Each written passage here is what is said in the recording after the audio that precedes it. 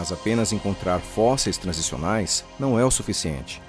Esses fósseis precisam passar por testes de datação, o que significa que a idade dos fósseis deve seguir a sequência progressiva, da forma mais primitiva para a mais derivada.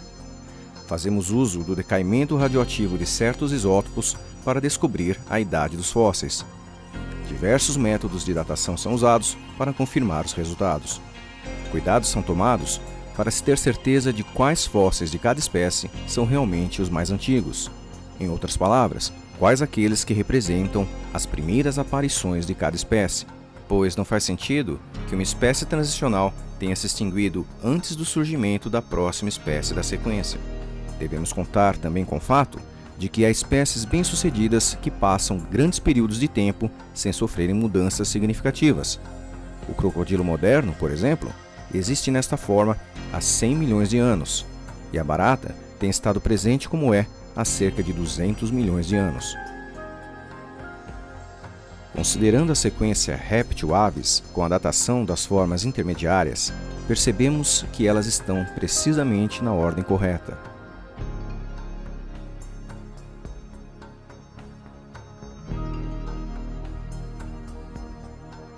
Considerando os grandes grupos de seres vivos, todos passam pelo teste de sequência. Procariontes foram os primeiros a aparecer. Os espongiários apareceram muito depois. Depois, as estrelas do mar, seguidas pelos peixes, depois anfíbios, répteis e, por último, aves e mamíferos. Retornaremos a este ponto mais à frente.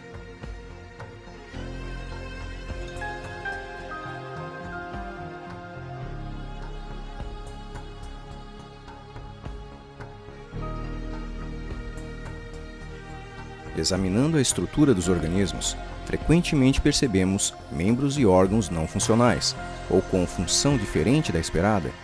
Por exemplo, as asas são estruturas complexas apropriadas ao voo. Então, por que o avestruz tem asas se ele não voa?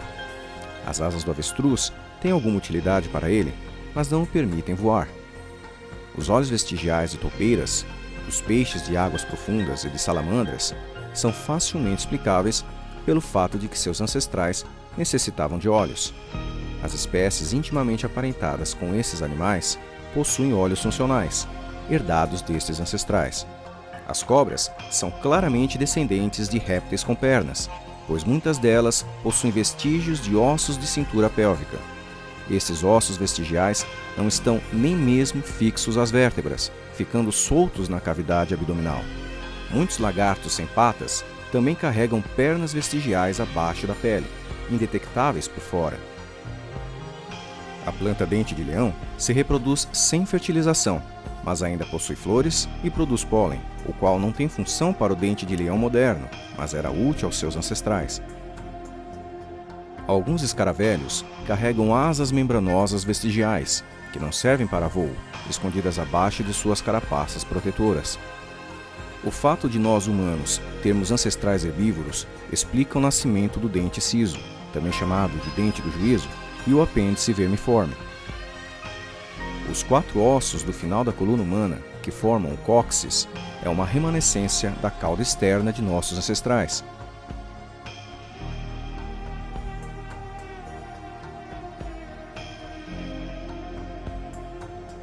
Não há órgãos vestigiais que não fossem funcionais nos ancestrais.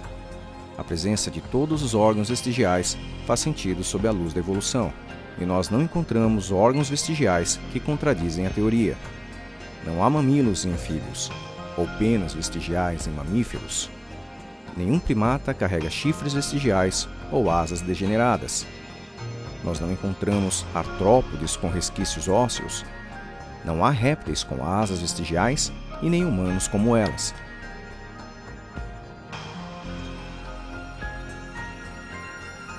Se as criaturas evoluíram umas das outras, deve haver um rastro geográfico. Os mamíferos marsupiais é um bom exemplo. Com poucas exceções, marsupiais habitam exclusivamente a Austrália. A existência do gambá e outras espécies de marsupiais na América do Sul pode ser explicada pela deriva continental. A América do Sul e a Austrália foram um dia conectadas e se separaram somente depois do surgimento dos marsupiais. Já os mamíferos placentários eram virtualmente ausentes na Austrália até serem introduzidos por humanos. A América do Sul, África e Austrália possuem peixes pulmonados, os dipnoicos, aves que não voam, como o avestruz e a ema, e também sapos com dentes, espécies que não ocorrem em nenhuma outra parte do mundo. Os parentes mais próximos de nós humanos são os grandes macacos nativos da África. Por isso, não há surpresa em encontrarmos fósseis de nossos ancestrais mais antigos por lá. Mais uma evidência que corrobora a teoria da evolução, na linha de raciocínio dos órgãos vestigiais, é a comparação de estruturas similares, ou o que é usualmente chamado de órgãos homólogos, que são estruturas de mesma origem embrionária, presentes em vários grupos, mas que foram adaptadas a diferentes ambientes e estilos de vida. Se analisarmos a estrutura óssea da mão de primatas, a asa de morcegos, de pterossauros e de aves, as nadadeiras de baleias, golfinhos e de pinguins, as pernas de cavalos, topeiras, humanos, sapos, lagartos e de tartarugas, notaremos que todos possuem os mesmos ossos nas mesmas posições relativas. Esta árvore filogenética nos oferece uma explicação simples para o fato destas diferentes espécies apresentarem o mesmo padrão de estrutura óssea. E a explicação é: todos eles possuem um ancestral comum, o qual possuía este padrão estrutural. E o registro fóssil novamente confirma a nossa conclusão, nos provendo uma série cronológica abundante de formas intermediárias. Nós podemos também encontrar evidências que explicam o que podemos chamar de design ruim, traçando a história evolutiva das estruturas em nossos ancestrais. Por exemplo, o sistema respiratório e o trato gastrointestinal de mamíferos se cruzam na região da garganta. Por isto, nós não podemos engolir e respirar ao mesmo tempo. Por que esta anatomia imperfeita existe? A resposta parece estar em um ancestral nosso do período devoniano, um peixe pulmonado que engole ar para respirar. Esta bexiga respiratória é o órgão precursor de nossos pulmões.